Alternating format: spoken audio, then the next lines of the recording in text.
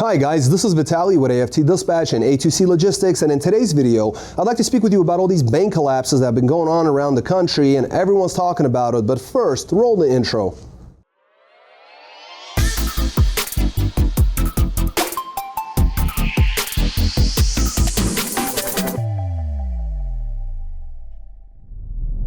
Welcome back. Before we get started, I'd like to ask you to please like the video, be sure you subscribe to the channel and hit the notification bell so you never miss a single release of our videos, where every Friday we're talking about something that could benefit you in your trucking businesses, in your trucking careers, as well as cover the loads we've successfully booked for our customers, consisting of leased owner operators and carriers operating under their own MC authorities, running under our truck dispatch services. As always, guys, big thank you for all the likes you provided in all the previous videos. Please do keep them coming, and let's talk about these bank collapses and whether or not you and I should be worried.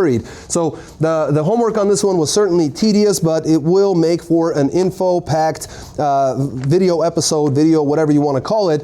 And because the thing is, most of the information is really fragmented. I wanted to try to bring it together, simplify it, look over the facts and figures, compare, contrast, and then be able to make, hopefully, our own decisions and possibly give you some examples on what you should look out for in the future. So let's jump in. As always, guys, if you have any questions, I know it's a tougher topic. Any questions, comments, anything like that, comment section below. Try to get back to you with every time that I can with a reply. Doesn't always happen. I do read every one of your comments and greatly appreciate you guys coming back week after week, leaving your likes, your comments, sharing the videos. Thank you so much for that. But like I said, let's jump in. So you guys have heard of Silicon Valley Bank, SVB. Everyone's talking about it. They're a regional California bank.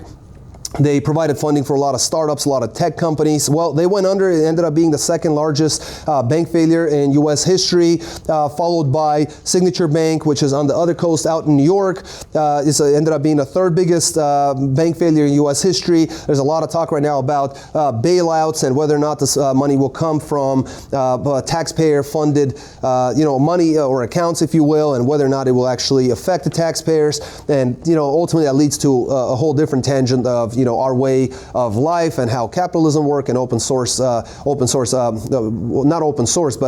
market societies, and basically the whole idea of what the U.S. is built on, what a lot of the first world is built on, U.S., Canada, other countries, and basically, are we doing these things correctly? Should we be bailing out these banks in the first place? But I digress. Ultimately, guys, the biggest one was WAMU. Many of you guys are old enough to remember Washington Mutual. Many of you guys probably banked with Washington Mutual. They ended up going under in 2008. This was the biggest deal. It was actually the biggest one in U.S. history, and there's a chance that we're going to create some new ones in the coming year or two.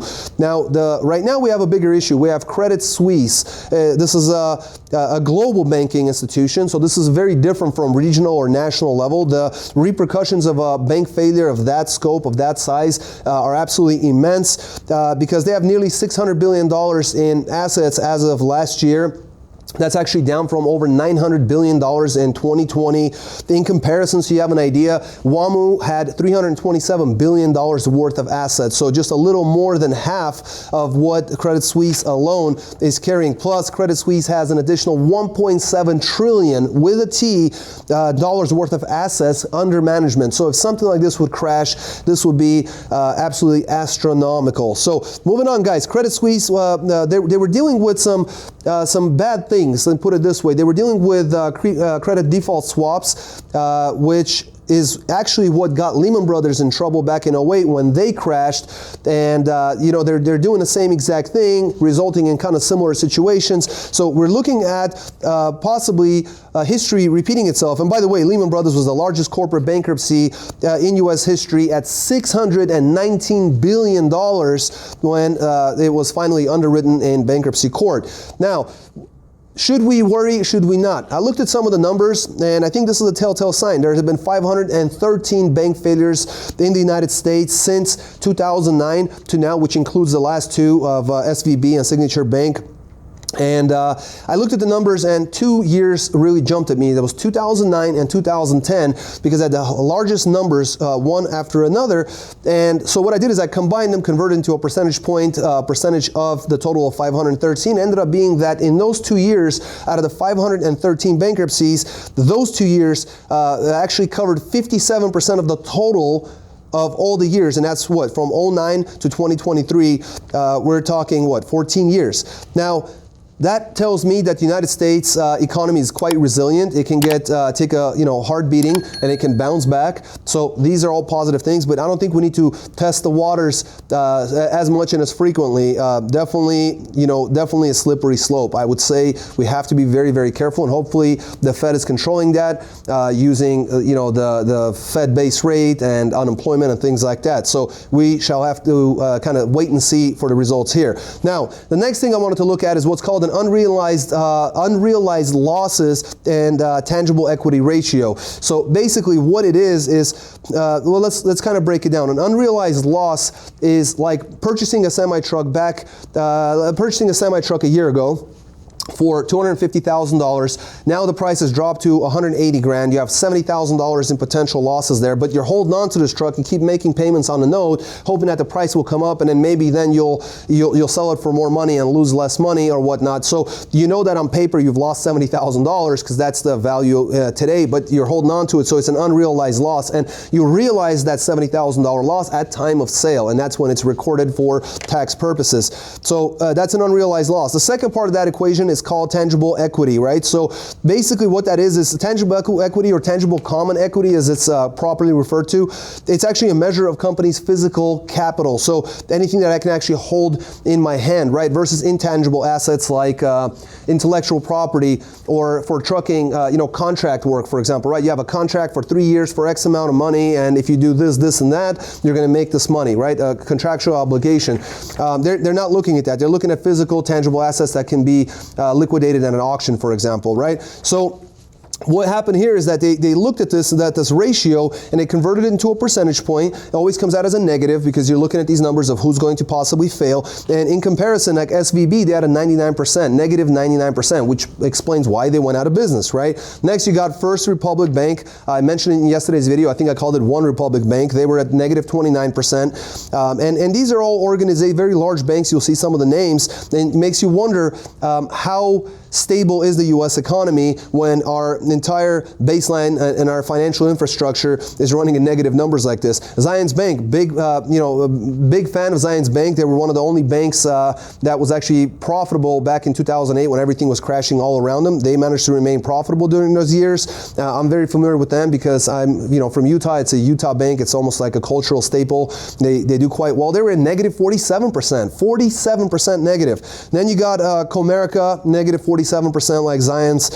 You got U.S. Bancorp, which actually has a ton of assets, $675 billion in assets, a very large organization. It's a holding company and a parent company to U.S. Bank. That's where the name comes from. They were at negative 55%. Then you got Fifth Third Bank. I had a loan with them, quite happy. Negative 38%. They're one of the largest consumer banks in the Midwest, and they have a different model, a different approach. They got over $200 billion in assets, and they were sitting at negative 38%, so dangerous waters. Then you got Bank of America at negative 54%. You got Wells Fargo at negative 33%, and the big king of them all, JP Morgan Chase, sitting at negative 21%. So even the big boys are being affected. And that's the problem with this, that when a large bank like that, of that sheer size, goes out of business, it tends to pull down everybody with them because they're that huge. They have that much weight that they push around. And ultimately, what led to this is fractional reserve banking. I would highly recommend you guys to run a search on Google, find a video under 10 minutes. It's a very, very important topic, because this is how our entire financial system is set up, and this is actually the reason why we find ourselves in the hot water that we find ourselves in today. But again, that's a video, it's a topic for another day. Would love to explore that in another video. For now, I'm going to switch over to the camera. I'm going to look over the loads that we book for our customers, and I'll see you guys in just a moment. Please, if you haven't hit the like button, smash the like button, subscribe to the channel, and talk to you in just a moment. Welcome back. Let's take a look at some of these loads. This week we got vans, reefers, and a flatbed. Everybody did very, very well. Obviously the rates have not come back up to where we wished them to be, but the money's still out there. The guys are still kicking butt and taking names. So let's get going. I'm going to start off with a reefer coming out of Brooklyn Park, Minnesota, with a 1 pig, 2 dropper, La Vista, Nebraska, and Kansas City, Missouri. It's a 1 pick, 2 drop, 41,000 pound load of frozen food running -10 on a reefer. 580 miles booked at $17.50. Got him $3.02 a mile. Excellent job. Then St. Joseph, Missouri to Nashville, Tennessee with a 42,000 pound load of food and beverages. 35 degrees on a reefer, 610 miles booked at $2,100, $3.44 a mile. Excellent job. Then at Lebanon, Tennessee to Bedford, Pennsylvania, 42,000 pound load of frozen food at -10 on a reefer, 628 mile run. Booked at $23.50, got him $3.74 per mile. Excellent job. And this driver, solo reefer, only ran for 5 days from Monday to Saturday. Ended up running 1,818 loaded miles. Excellent job. Grossed $6,200 on a dot. Got an average of $3.41 per loaded mile average. An excellent job in just 5 days. $6,200 gross. Very well done.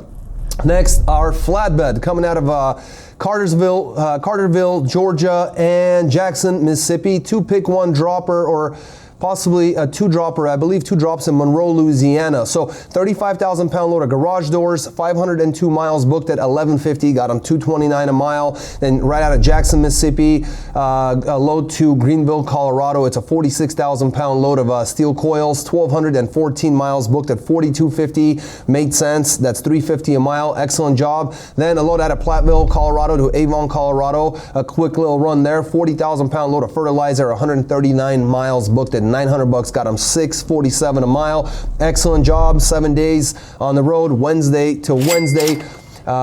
Basically $6,300 booked at $3.40 per loaded mile average, running 1,855 loaded miles. Excellent job, especially for a flatbed. This is not a flatbed friendly market. Next, we got a drive-in out of Omaha, Nebraska, going to Cedar Rapids, Iowa, with a 45,000 pound load of recycled cardboard. 262 miles booked at $750, got him $2.86 a mile. Then Cedar Rapids, Iowa, going to Denver, Colorado, with a 45,000 pound load of consumer foods and beverages. That's a 796 mile run, booked at $17.85, got him $2.24 a mile. Then Aurora, Colorado, right there out of Denver, basically going to Gillette, Wyoming, with a 34,000 pound load of pet supplies. 350 miles, booked at $1,050, got him $3 on the dot. Then Colony, Wyoming to Hermiston, Oregon. It's a 39,000 pound load of consumer goods. You're gonna love this one. 951 miles booked at $3,000 coming out of Wyoming. That's $3.15 per mile coming out of Wyoming, guys. Then they're gonna finish off with Wallula, Washington, going to Nampa, Idaho. It's a 45,000 pound load of paper rolls. 253 miles booked at $650. Got them $2.57 a mile, and got them out of there into Idaho. Not a bad market in the Western states. They stayed on the road for only 6 days, Friday to Thursday. Ended up grossing $7,235 in gross, ran 2,612 loaded miles at an average of $2.77 per loaded mile average. Excellent job. Moving on to reefer out of Cincinnati, Ohio, going to Massachusetts, Illinois. It's a 40,000 pound load of water-based wax emulsion, 33 to 60 degrees on the reefer, 333 miles booked at $1,010, got them $3.03 a mile. Then Bridgeton, Missouri to Rochester, Minnesota. It's a non-hazmat load of chemicals, 40,000 pounds. It's all palletized, 35 to 40 degrees on a reefer. Easy peasy, 437 mile run, $1,000. Got them $2.29 a mile. Then Rochester, Minnesota, zero deadhead, going to Layton, Utah.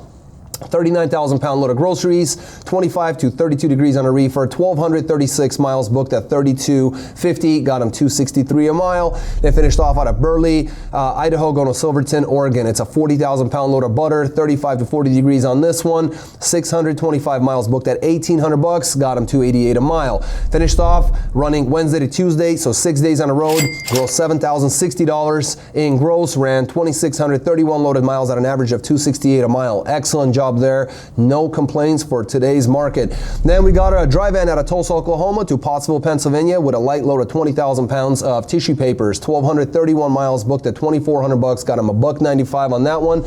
Then out of Liverpool, Pennsylvania, going to Estherville, Iowa. Longer run, 45,000 pound, heavier run, rubber mulch. 1,110 miles booked at $2,300. Got him out of there at $2.07 a mile. Very respectable coming out of that market. Then Sheldon, Iowa, going to Owego, New York with a 14,000 pound load of dry goods. 1,194 miles booked at $25.50. Got him $2.14 a mile. Equally good. 7 days on the road. Friday to Friday, gross 7250, ran 3,500, 35 loaded miles at an average of 205 per loaded mile average. And we're going to finish off with a dry van coming out of Cleveland, Ohio, going to Oklahoma City, Oklahoma. It's a 42,000 pound load of dry goods, 1,055 miles booked at $2,300. Got them 218 a mile. Then right out of Tulsa, Oklahoma to Livonia, Michigan with a 39,000 pound load of dry goods again, 924 miles booked at $1,900. Got them 206 a mile. Finished off with Bad Axe, Michigan. Bad Axe, Michigan. The Tanner, Alabama is the delivery. Super light load of 6,000 pounds of empty bottles, 750 miles booked at $1,800. Got them 240 a mile. Easy peasy, lemon squeezy. 7 days on the road, Monday to Monday, equals $6,000 on a dot. 2,729 loaded miles at an average of 220 per loaded mile average. So as you can see, guys, the money's out there. The van, reefer, flatbed, whatever you got. If you have the willingness to work, you got the equipment, an agent MC, and you want to make money like this. If you're not making money like this, if you're a leased on owner operator or you're a carrier, got your own MC authority, make sure to give us a call or text us. Number is 801-448-6363, or go to our website at aftdispatch.com. Sorry, I'm talking like an auctioneer. I'm trying to get through this portion, the previous portion, make these videos short, condensed, but info-packed. Got questions, comments, and concerns? Leave them in the comment section below. Call or text us. Again, 801-448-6363 or aftdispatch.com. And until next week, guys, stay healthy, be wealthy. Take care.